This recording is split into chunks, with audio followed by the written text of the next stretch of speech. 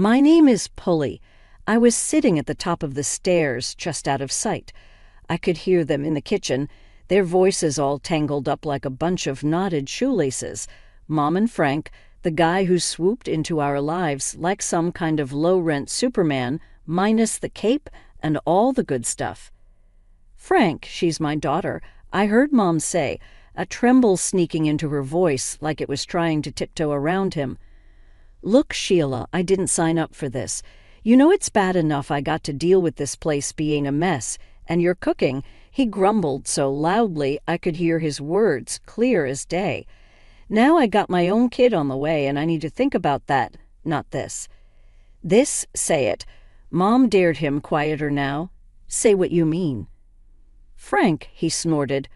"Not this leech you got hanging on us." "What is she, huh?" "Just a mouth to feed. Someone I got no bond with. She's just got to go." Mom exhaled long and sorrowful, like the air itself was heavy with regret. But where would she go? I felt like my heart was a punching bag, and Frank was the kind of guy who didn't know when to stop swinging. What about her aunt? That sister of what's-his-name, the dead guy, Linda, I thought. But no buts. Sheila, geez, you're always so soft. She's family, ain't she? Let her deal with the kid. There was a quiet beep as someone pressed a number on the phone, and my ears strained to hear the rest. "Yeah, hi, Linda, Frank here," he said. "You're about to do me a solid. Got a bit of a situation." "Well, no, not a health thing. It's about the kid, Sheila's daughter." I squeezed my eyes shut, wishing I could just disappear into the warm carpet beneath me. "Yes, Polly." Frank's voice was gruff and impatient. "Look, here's the deal. She's coming to live with you." "What?" "Nah, don't worry about it. She's practically invisible anyway. Won't even know she's there." I heard Mom's shuffling feet, like she was pacing or fidgeting, probably wringing her hands the way she did when she was torn up about something. "Linda, it's Sheila, yes, I know. We're in a tight spot. I can't with the baby coming." The next voice, Aunt Linda's, cut through the line sharp and cold, like the knives she used to make her overcooked roasts. "Fine, I'll take her. But I'm not running a charity here, Sheila. You better keep sending checks." I could almost see Mom flinching even from where I sat. It's done. Knowing the rest of my things in that duffel bag weren't half as important as those checks to Aunt Linda. Footsteps hammered towards the stairs, and I scampered up and into my room, heartbeat thundering so hard in my chest it nearly drowned out the sounds of the looming goodbye. Mom knocked softly, as if the force of her own hand could shatter me. "Honey," she started, pushing the door open, her face all twisted in a way that let you know that "I'm sorry" was coming before a word left her lips. "You're going to stay with Aunt Linda for a bit." I stood there, my arms tied around that duffel bag like it was the only thing I had left in the whole sorry world, because maybe it was. With a glance back at the room that had been mine, I stepped out into the dim hallway, Mom trailing behind me like a shadow. I wished I could shake. I didn't even turn to look at her as I walked out the front door. It was easier that way. Standing on the porch, Aunt Linda looked me up and down as I clutched my duffel bag, each second stretching out like hours. "So you're here, Polly," she finally spoke, the words flat and hard. "Hi, Aunt Linda," I managed to mutter, trying to keep my voice steady. "Don't just stand there, bring your stuff in. But remember, I run a tight ship. You'll follow my rules under my roof," she said, turning on her heel and heading inside. I followed her into the house, which had the warmth of an ice cube. Rule 1, no shoes in the house. Park 'em by the door, and don't you dare drag in any dirt. I keep a clean home, I nodded, slipping off my sneakers and leaving them neatly by the entrance. Rule 2, lights out by 9 on school nights. I won't have any late-night gallivanting or nonsense, she continued, ticking off her rules on her fingers as she went. "Okay," I said, my voice barely above a whisper. Rule 3, don't talk back, don't question me, just do as you're told. quick and without fuss. Her house was like a museum, everything in its place and nothing out of line. The living room looked barely lived in. Plastic covers clung to the sofas, and I'd bet my last dollar they'd never been sat on. Aunt Linda caught my gaze and snapped, "Those are for protection, not for sitting. God help you if I catch a crease in them." I just nodded again, trying to take it all in. A few days in, and it felt like I was walking on eggshells that were rigged to explode. I spent my time trying to be invisible, hoping that it would save me from her sharp tongue. One day I slipped up. I spilled a bit of milk on the counter. Quick as I could, I wiped it up, but not quick enough. "What's this?" A puddle. Aunt Linda had appeared like a whisper, and her voice was like thunder. "Wasting food and making a mess," she scolded. "I got it. Aunt Linda, it's clean now." I showed her the rag, trying to prove it was just a small spill. "You think sorry and a rag fixes everything. You think I have the time and money to waste on your clumsiness?" "No," I started, but she cut me off with a wave of her hand. "Your mom sends you here like I got nothing better to do," she grumbled. "Even your own mom didn't want you, so why should I?" Her words hit me square in the chest. I stood there, jaw tight, swallowing the hurt because crying wouldn't change a thing. I knew arguing would only make it worse. The rules were clear, and Aunt Linda was the kind who never bent them, not for anyone. "Sorry won't happen again," was all I could get out. "You're right, it won't, because if something like this happens again, we're going to have a bigger problem. You hear me loud and clear." I answered. My voice sounded small, even to my own ears. Dinner was a silent affair. Aunt Linda liked eating without the sound of anyone else's breathing, it seemed. I tried to chew quietly, making every move deliberate, wishing I could just disappear into my room already. Days bled into weeks and weeks into months, each as unremarkable as the last, until one afternoon I was sitting on the carpet in my room, the one with the faded wallpaper peeling at the corners. My room at Aunt Linda's was just another box in the stack, nothing like my old one back at Mom's. With Aunt Linda at the grocery store, I grabbed the cordless phone from its cradle in the living room. My heart was racing as I punched in Mom's number, a sequence I still knew by heart, years of dialing it for takeout, or when there was a spider too big for me to handle alone. The phone rang and rang. On the fourth, she picked up. "Yeah, Mom, it's me, Polly," I blurted out before my courage could fail. There was a pause, a breath, a sigh. "What do you want?" She cut in. I miss you." I managed before she interrupted. "I don't ever call here again." The line clicked dead.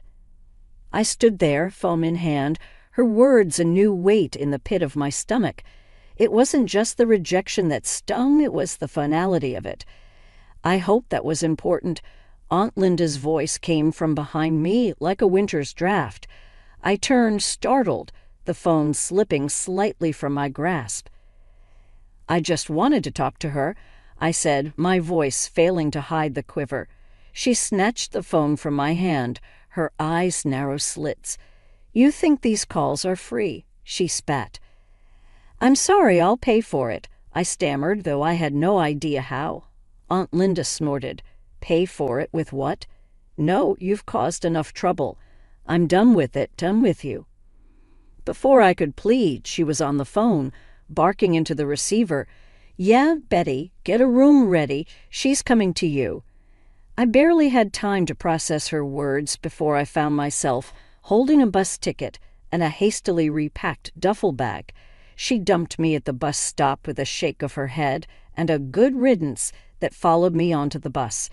I was on my way to Grandma's, and as the bus chugged along, the town I knew became a blur. I thought about Mom's voice, that tone I'd never heard before. I pressed my forehead against the cool window, the hum of the engine a stark contrast to the storm inside me. Grandma lived in a smaller town, a couple of hours away, in a house that was as old, but twice as cozy as Aunt Linda's. She was standing on the porch when I arrived, her eyebrows drawn down in concern. "You okay, Polly?" she asked as I trudged up the steps. I shook my head. "Aunt Linda sent me away. Mom doesn't want to talk to me anymore," I confessed. Grandma sighed, opening her arms wide. I stepped into her hug like it was a safe haven. "Families can be tough," she murmured. "Come on in. I'll make you some tea."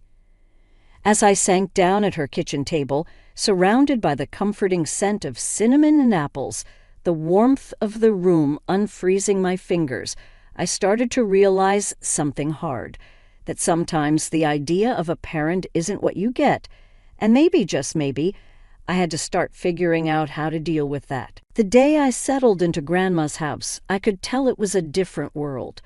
The walls were aligned with pictures of plants and landscapes, unlike the museums back at Aunt Linda's place. Grandma was already in the kitchen, the heart of her home. Humming a tune I didn't recognize. "Gran, you need help with anything?" I called out as I dragged my bag inside. Without missing a beat in her humming, she replied, "Nah, just park yourself at the table. Going to fix us some grub." Her voice was raspy from years of yelling over the noise of farm machinery back when she used to run the family's apple orchard. Now the most noise she dealt with was the creaking of the porch swing and the clatter of her old pots and pans. As the weeks passed, I fell into step with her ways. Wake up before the sun, help with breakfast, then off to school. After school, help around the house, dinner, homework, and bed. No frills, no drama. One chilly afternoon, Grandma found me on the porch swing, the horizon painted orange and pink by the setting sun. "I've got something to tell you," she said, pulling the other side of the swing down with her weight. I tightened my grip on the chains of the swing. Whatever it was, Grandma wasn't one for beating around the bush. "You're not just staying here, you know. This isn't temporary." She held out some papers to me. "I've gone and made it official. You're mine now for good." I scanned the papers. Words like custody and guardianship jumped out at me. "Why'd you do this, Gran?" To me it seemed like taking on a burden, more trouble than a teenage girl was worth. "'Cause you're blood, kid. More than that, you got spirit, remember." She repeated her old saying and tapped her chest. "Right here is where you've got to be toughest." We sat quiet for a while, the swing creaking under us, the sky darkening. I let her words wrap around me like the quilts on my new bed upstairs. "Thanks, Gran," I finally said. That was all. Thanks sounded lame even to my own ears. "Well, don't thank me yet. You'll be pulling extra weeds tomorrow, make no mistake." Her tone was playful, but I knew she'd hold me to it. Sitting on the swing now, a few days after my sweet 16, I could see that Grandma's house wasn't just a haven, it was a starting line, and with her backing, I was finally ready to run my race. The morning sun hadn't even cracked the sky when Grandma kicked the bottom of my bed. "Rise and shine, Doc," she barked, same as she had every morning since I started med school. I groaned, my hand searching for the alarm clock. "It's not even light out, Gran." The world don't wait for light. Cows don't milk themselves. Patients don't cure themselves, neither. She didn't have cows to milk, of course. It was about getting a point across, like always. Afternoons at the hospital were a blur of white walls and beeping monitors. By the time I got back, evening had settled in, and the house glowed with warm light. How'd it go? Grandma was at the stove, poking at something that smelled like heaven. Good, real good. I washed my hands at the kitchen sink, watching her move around the kitchen. Dr. Clean let me lead a minor procedure. She raised her eyebrows, a spoon still in her hand, dripping some sauce. "Is that right? And how'd that feel?" "Scary as hell," I admitted. "Sure, here is the text punctuated and formatted into short paragraphs. But I did it, and it went well. That's because you're made of stuff." She plated the food and set it on the small kitchen table. "Earned your stripes today, huh?" "Feels like it," I agreed, diving into dinner. Afterward, we sat on the porch, me with a textbook, her with her knitting. The night was quiet, the only sound the crickets and the occasional turn of a page or click of needles. Thinking of Ted, she asked out of the blue. Ted was the first boy I brought home, a lifetime ago it seemed. Not much time for that. I didn't even glance up from my book. Relationships took time and energy I didn't have. You make time for what's important, she countered. There's more to life than just work and study, I sighed. Maybe after my residency, Gran, she nodded, knowing that was the best I could offer right then. Just remember, life's short. I smiled at her words, thinking how many times I'd heard just that. Never forget you got more to give than just being a good doctor, she continued. Got a heart that needs sharing too. It was in this simple way that she kept my feet on the ground, reminding me there was a world outside medicine, and one day I'd be a part of that too. We didn't talk much after that. The night wrapped around us, a blanket of peace as I pondered a future that seemed both exciting and terrifying. As the clock ticked towards tomorrow, I knew one thing for sure. Whatever the future held, I'd face it head-on just like Grandma taught me. I should have known when Gran missed breakfast for the third day straight. It's nothing, she said, waving off my concern. But nothing didn't leave you pale and worn out. Nothing didn't whisper lie in a voice that trembled like an old barn in a storm. The news hit like a brick. It's cancer. The doctor told me. You serious? I'd asked, darting from the doctor to Gran, who sat there nodding like she'd known all along. As serious as it gets, Gran said, sitting up straight, no tears, just that squared chin that always meant business. The battle was short and fierce, and through it all, she'd never let me see her scared. Until one quiet morning when she finally let go of the fight, the breath slipping from her in a soft sigh, like she was slipping into a warm bath. After, the house felt empty, like someone had scooped out the middle and left me with a shell. I walked through the funeral like someone else, shaking hands, accepting hugs, hearing murmurs of "she loved you like her own." They didn't get it, not really. It wasn't like she was my own, she was my everything. After everyone had gone, I stayed back, leaning on the cool marble, staring at the casket that was too new, too shiny. Left alone, I whispered to Gran like I used to when it was just me and her against the world. I'll make you proud, I swear. The next morning I found myself at the hospital, the hall sterile and smelling of disinfectant. My hands were steady, my mind clear. This was where I belonged. I might have lost Gran, but I was going to save others, keep going just like she would have wanted. In surgery, my hands didn't shake. Strength lived in me. Each stitch was a promise, a testament to her legacy. A legacy of love, love that didn't end with last breaths or in silent funeral halls. It was the love that pushed you forward when life kicked you in the teeth, the love that made you square your shoulders and face each day, knowing you were never really alone. Mom always had a flair for drama, like she could smell money from miles away. And come sprinting, the doorbell rang. One lazy Sunday, pulling me away from medical journals and a cup of coffee. I opened the door, and there they were, like some twisted version of a family reunion photo. Mom looked at me with those hawkish eyes, and before I could even get out a hello, she was in with the ask. "You've got to share, it's only fair. Half is ours by rights," she said, her hand fluttering around like a bird trying to get out of a cage. Stepdad just leaned in the doorway, arms crossed, a muscle ticking in his jaw. He had that look, the one he got when he knew Mom had a great idea. Sarah hung back, not saying a word, just scrolling on her phone. I couldn't help it. A laugh just bubbled up. "Oh, you for what exactly?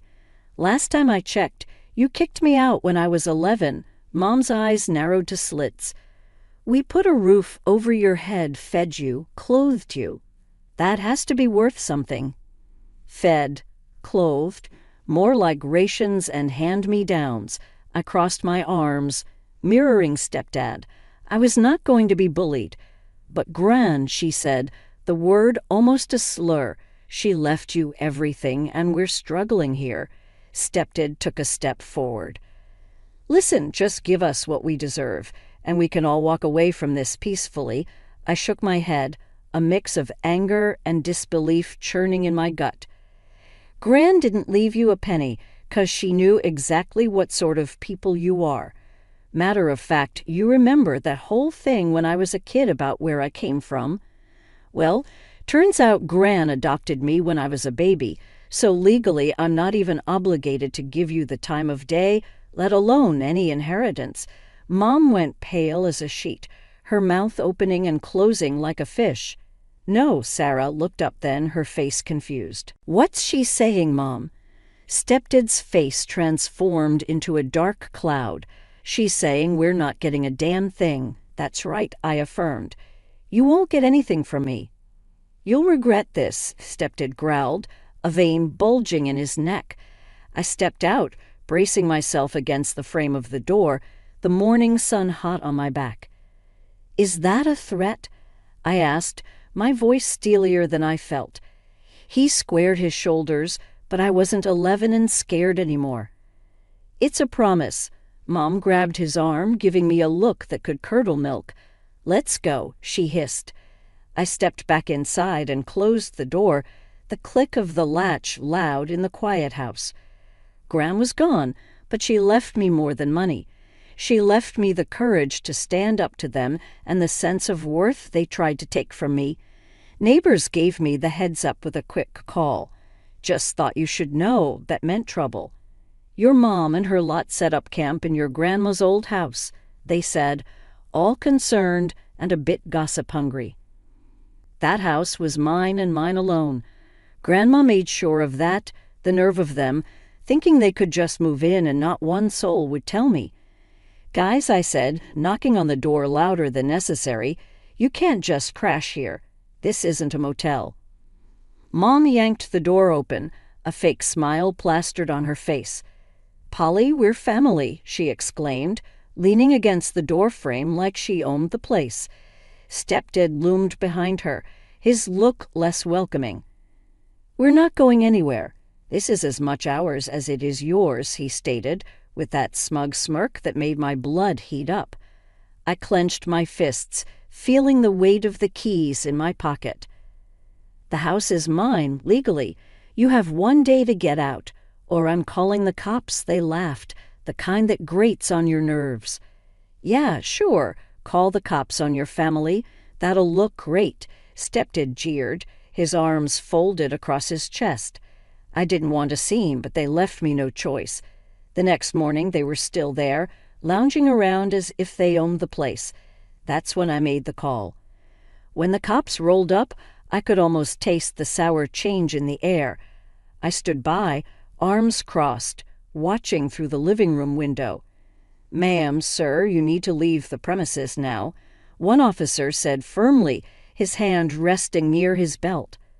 But she's my daughter, Mom tried to plead, her voice shifting to desperation, and I'm her stepdad, added Stepdad, that tick in his jaw back like a storm warning. Doesn't matter. You don't own this house, and the owner wants you out, the second cop chimed in, stepping forward. They finally stopped laughing. I could see the realization dawning on their faces, the reality that they couldn't bully their way through life anymore. I didn't budge until their car was a speck in the distance, and then turned to face the empty house. It felt like taking a deep breath after being underwater too long. It was quiet, the kind of peace that comes when a storm has passed and left clear skies in its wake. Stepping into the house, the air felt different, lighter. Grandma's voice didn't echo the way it did before. Now it was in my own head, words that came like a balm, soothing over years of scars. With each step, I started to reclaim the space. The kitchen where Grandma taught me to bake, the living room where she healed my teenage heart itches with ice cream and tough love, and her bedroom where she'd say prayers that I'd find my way in a world that could be cruel and unforgiving. I made coffee, the aroma filling the space, binding me to this house, this moment. Sitting at the kitchen table, I raised my cup to the new day. Justice served, and served well.